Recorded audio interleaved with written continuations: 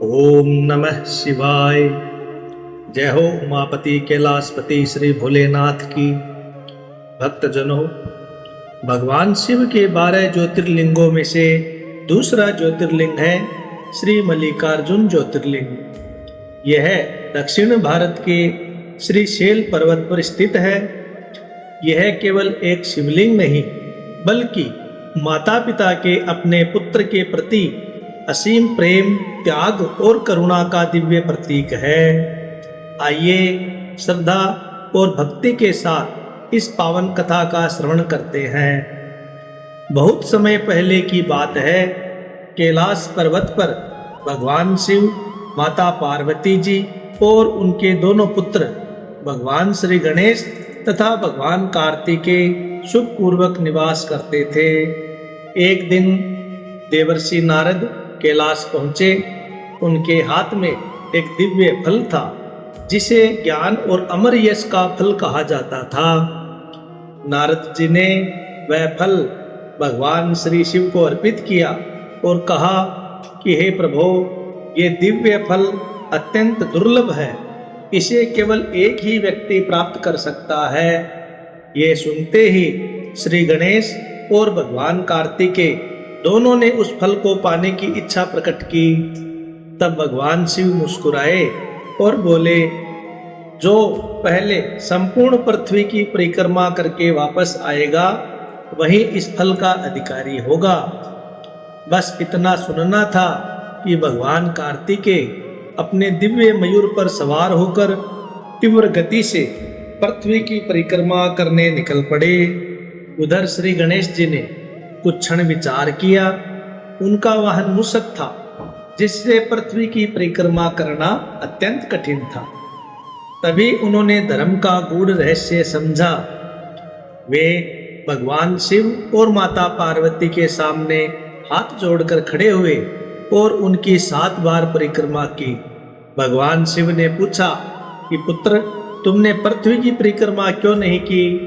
तो श्री गणेश ने अत्यंत विनम्रता से उत्तर दिया, माता पिता ही समस्त संसार के समान हैं। शास्त्रों में कहा गया है कि जो अपने माता पिता की श्रद्धा से परिक्रमा करता है, उसे संपूर्ण पृथ्वी की परिक्रमा का पुण्य प्राप्त हो जाता है। भगवान कैलाशपति शिव और माता पार्वती ये उत्तर सुनकर अत्यंत प्रसन्न हुए। उन्होंने वही दिव्य फल श्री गणेश को दे दिया और उन्हें विजयी घोषित कर दिया। कुछ समय बाद भगवान कार्तिकेय पृथ्वी की परिक्रमा पूरी करके कैलाश लौटे। तब उन्हें ज्ञात हुआ कि फल तो श्री गणेश को मिल चुका है, तो उनका हृदय अत्यंत दुखी हो गया। उन्हें लगा कि उनके साथ अन्याय हुआ है। क्रोधित और निराश होकर भगवान कार्तिकेय कैलाश छोड़कर दक्षिण दिशा में स्थित क्रौंच पर्वत पर चले गए। माता पार्वती का हृदय पुत्र वियोग से व्याकुल हो उठा। भगवान शिव ने उन्हें समझाने का प्रयास किया। दोनों स्वयं अपने प्रिय पुत्र को मनाने क्रौंच पर्वत पहुंचे। उन्होंने भगवान कार्तिकेय से प्रेम पूर्वक कहा कि पुत्र, हमारा उद्देश्य किसी के साथ अन्याय करना नहीं था। श्री गणेश ने शास्त्रों के अनुसार धर्म का पालन किया था, किंतु भगवान कार्तिकेय का मन अभी भी शांत नहीं हुआ। उन्होंने वहीं तपस्या करने का निश्चय किया।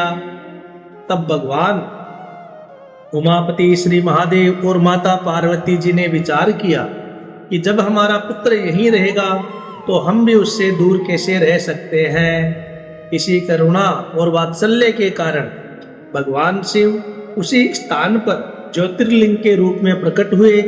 माता पार्वती जी भी उनके साथ विराजमान हुई।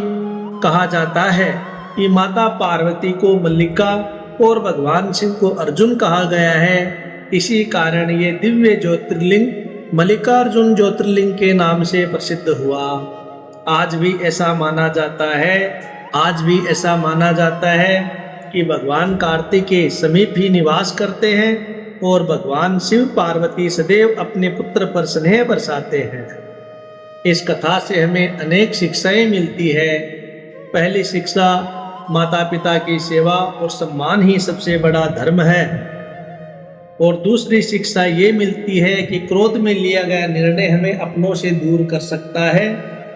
और तीसरी शिक्षा यह है कि भगवान अपने भक्तों और अपने बच्चों को कभी नहीं छोड़ते हैं, तो वे स्वयं उनके पास चले आते हैं।